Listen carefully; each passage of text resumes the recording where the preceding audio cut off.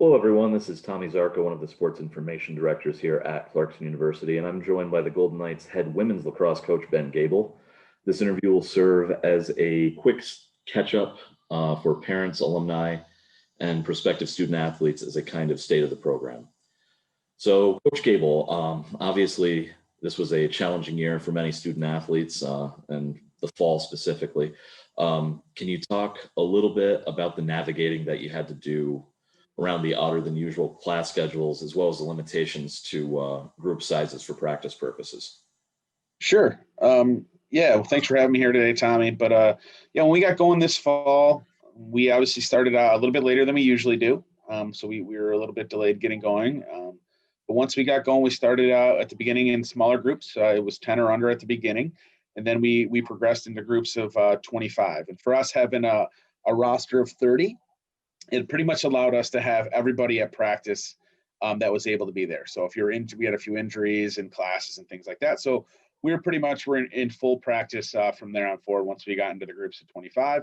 Our players, our young ladies, did a great job of adhering to the COVID protocols that we have in place, and our administration did a wonderful job of allowing us to practice. With the change NCAA rules for this fall, being that it was done on days and not weeks, we were able to go a little bit longer than we had previously. So it was nice. It was a full fall. The only real change for us this fall was we started later and we weren't able to play a fall play day, so to speak, against some outside opponents. But we did culminate with a fall scrimmage, a green versus a white scrimmage that we streamed for everybody, which was very competitive. It was a one-goal game as well. So overall, I think our fall went pretty well. We were able to, talking to other coaches out there, we were able to do a lot more than some other places were. So we're really lucky and very fortunate of that. Obviously we had our hurdles we had to cross with schedules and et cetera. But I think after having the season cut short last year, anything we could do was going to be great. And we were, as I said, we were able to have pretty much a full fall. And I think the first day we were able to get out there, everybody was super excited. As once that came to an abrupt halt last March, everybody was really hungry and excited to be back on the field. What can you tell me about the group of newcomers, freshmen that you had that came in, and how they acclimated to the college game, at least via practice during the fall this year? And, what kind of strides that they may have been able to make, obviously without the loss of, or with the loss of not getting their senior year in high school either, or at least a significant portion of it. So how much did your collegiate coaching help them advance in the fall? Yeah, I think, as you said, Tommy, a lot of them got their seasons cut short as well. So they haven't played lacrosse or organized lacrosse in a little bit of time as well. So we're happy with our group coming in. We think they're pretty talented. We did have a couple injuries in our freshman class here in the fall, but we're hoping to have those worked out coming into the spring. But I do think with the group of young ladies we have, they're going to be able to do big things throughout their career. I think it's one of the stronger groups we've had. They're a hardworking group. They're pretty talented, and we're looking forward to what they can do on the field. Obviously, we lose an amazing group from last year's seniors as well, which will that happens all the time. But this was a really good group that unfortunately had their season cut short. So these young ladies have a lot of or big shoes to fill coming in. But I think with our senior leadership coming forward, I think we're in a good spot. Some of these young ladies will see time right away. They're going to be thrust right into the lineup, and I think you're going to see some big things out of a couple of the newcomers we have in our program right now. And saying all that and getting them prepared for games this spring, how has scheduling looked so far? Have there been any limitations or any discussions about how the league is going to attack the scheduling? And if that's the case, if there's going to be any kind of abbreviated league schedule, have you been able to even get in contact with any other coaches outside of the conference to potentially kind of fill up the non-league schedule a little bit more than usual? Yeah, so right now we're full steam ahead with a normal league schedule at this point in time. So we're hoping for that, and that's what we're planning for. Our league games don't usually start until mid-March anyway, so we're a little bit of a ways away from that at this point. So hopefully, with everything going on in the world, we'll have some more figured out by then, and we'll be able to move forward. The schedule looks similar to it has in the past. We do need to still fill a couple spots that people were unsure about due to COVID. So we do have a couple non-league, and spring break is a game we will have to fill as well, because it doesn't appear we'll be going anywhere on spring break, as many places won't be. But overall, the league schedule looks to be the same as it has in the past. It's a really strong league. We have a tough league where you got to be ready to play on any given day. So we're looking forward to that challenge ahead.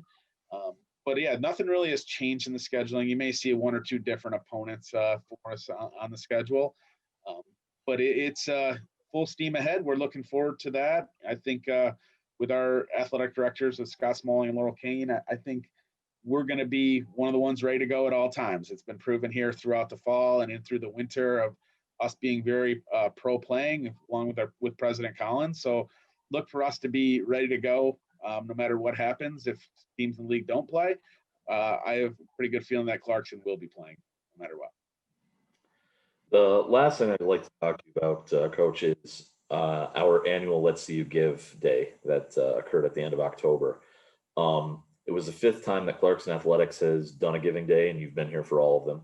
Can you talk a little bit about what your team did to try and connect with the team supporters through social media specifically this year? Because obviously you couldn't have necessarily the same sort of grassroots way that we do a lot of things, where there's a lot of things going on in the student center and things like that. So you couldn't do that. So how successful were the launches that you might have done on social media this year? And just in general, how pleased were you with the outcome of that day? Sure. Well, I have to give all the credit for the social media to Coach Burrows, our assistant coach, Allie Burrows. She does a phenomenal job of doing that, and had some fun at my expense, I guess, throughout the time of it. It was and then our freshman video, if you haven't seen that, you can log on to our social media, which is always a hit from them that they do for the Let's See You Give. But another immensely popular and successful giving day for us. It keeps getting better every year. And I think it's a testament to our alums who have bought into what we did when they were here and moving on. But it was another huge day for us. The support we get from our family and friends and fans is incredible. And I think with what we have established, the money that was donated to our program is going to help us immensely. It's amazing. Last year, we were able to buy first beat heart rate monitors. So we're able to monitor the heart rates of all of our players in real time in practice and in games, help prevent injury and manage training loads and things like that. So that's been huge for us. And there's a yearly thing with that we have to pay. We've been able to update our video editing, where we get our films broken down, things like that. So the money that is raised and given to our program it's amazing. And I think the product on the field has gotten better over time, and as well as our support has continued to be awesome throughout it. So Let's See You Give is a huge day for our program. If you're out there, it's so impactful to what we do, and we can't thank you enough for another amazing Let's See You Give. We're looking forward to another one next year, but we really can't thank you enough for that, all our supporters. As you gave a shout out to Allie Burrows for her social media, I'd also like to point out what an excellent official she was during her inter squad game. I don't know that I've ever seen an official with so much enthusiasm before. She was very into it that day, and she was made the big push for the referee jersey and everything. So we were able to come up with that so she could be as official as possible. She did a great job. As you know, I don't like it when they blow the whistle much, so it was right up my my wheel. Well, thanks for joining me today, Coach Gaebel. It was a pleasure speaking with you, and everyone here at the athletic department wishes you luck in the spring semester and for as many games as we can possibly play this season. Perfect. Thanks, Tommy.